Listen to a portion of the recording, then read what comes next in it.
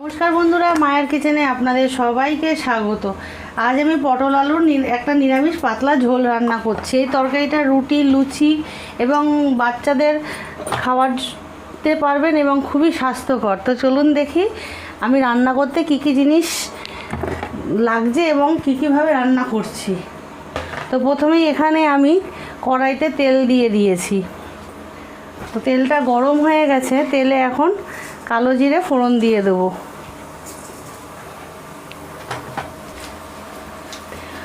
তো কালো জিরাটা এরকম ভাজা হয়ে গেলে তখন আমি তেলের মধ্যে আলু দিয়ে দিচ্ছি।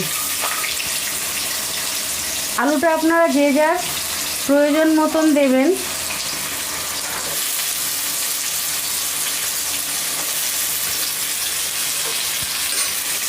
আলুটা দিয়ে 2-3 মিনিট আমি নেড়ে ছেড়ে ভেজে নেব।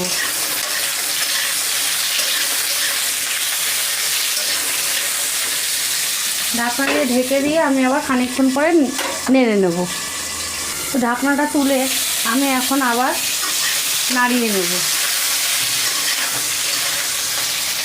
নাড়িয়ে নিয়ে যখন দেখব আলুটা একটু হালকা হালকা এরকম ভাজার রং হয়ে গেছে তখন আমি আলুটার মধ্যে পটলগুলো সব ছেড়ে দেব।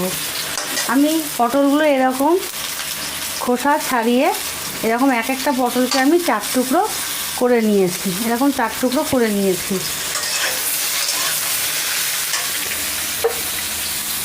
এখন মশলাগুলো সব দিয়ে দেব। এখানে প্রয়োজন মতো লবণ দিয়ে দিলাম।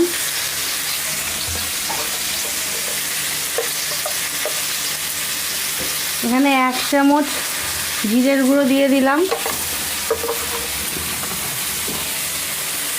খুব বেশি হলুদ দেব না, সামান্য হলুদ দিলাম। দিয়ে এখন আবার নাড়িয়ে নেব। নাড়িয়ে নিয়ে আমি আবার ঢেকে মশলাটা এবং সবজিটাকে ভালো করে কষিয়ে নেব।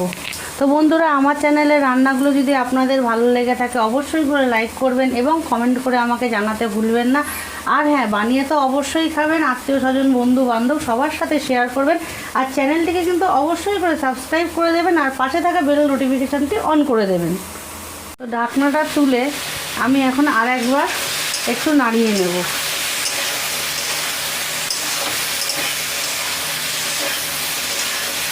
নাড়িয়ে আবার ঢেকে দিয়ে আরেকটু আবার মশলাটার সাথে সবজিটাকে ভেজে নিচ্ছি। তো 3-4 মিনিট পরে আমি আবার ঢাকনাটা তুলে আমি আবার ভালো করে সবজিটাকে নাড়িয়ে চাড়িয়ে নেব। তো এখানে সবজিগুলো সব ভাজা ভাজা হয়ে গেছে এবং মশলাটাও ভাজা হয়ে গেছে, আলু প্রায় সেদ্ধ হয়ে গেছে। তো এখন এখানে আমি প্রয়োজন মতো জল দিয়ে নেব। যে যার প্রয়োজন মতো জল দেবেন, যে যেরকম ঝোল রাখবেন সেরকম প্রয়োজন মতন জল দেবেন।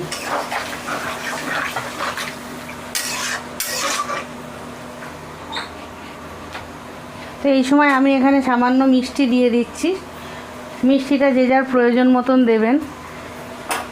দিয়ে এখন আমি খুব ভালো করে তরকারিটাকে ফুটিয়ে নেব। এখানে একটা জিনিস আমি দেখাই, আমরা যেহেতু বাড়িতে সবাই বড়, আমরা ঝাল খাই, সেই জন্য আমি এখানে একটু লঙ্কা ফাটিয়ে ফাটিয়ে দিয়ে দিচ্ছি। যদি আপনারা বাড়িতে আপনাদের বাচ্চাদের জন্য রান্না করেন তো লঙ্কাটা আপনারা স্কিপ করে যাবেন।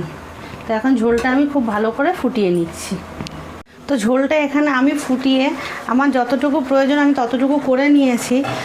একটু যদি ঝোলটা আপনারা যদি ঘন চান তাহলে 1-2 আলু আপনারা এরকম করে ভেঙে দিতে পারেন ঝোলের মধ্যে।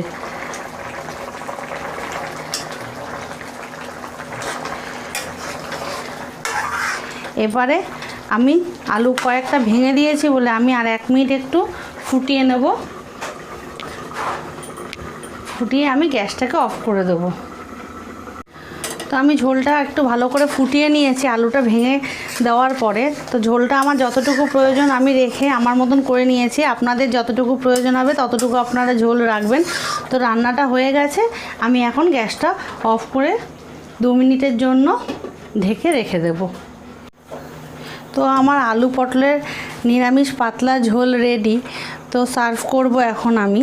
তো আমার যদি এই আলু পটলের নিরামিষ ঝোলটা আপনাদের যদি ভালো লেগে থাকে অবশ্যই করে কিন্তু কমেন্ট করে জানাবেন আমাকে, এবং বাড়িতে ট্রাই করবেন, রান্না করবেন, খাবেন, আর আত্মীয় স্বজন বন্ধু বান্ধব সবার সাথে শেয়ার করবেন। আর অবশ্যই করে কিন্তু আমার চ্যানেলটিকে সাবস্ক্রাইব করে দেবেন। আর আজ চলি তাহলে, অন্য কোনো দিন অন্য কোনো ভিডিও নিয়ে আপনাদের সামনে হাজির হয়ে যাব। ধন্যবাদ।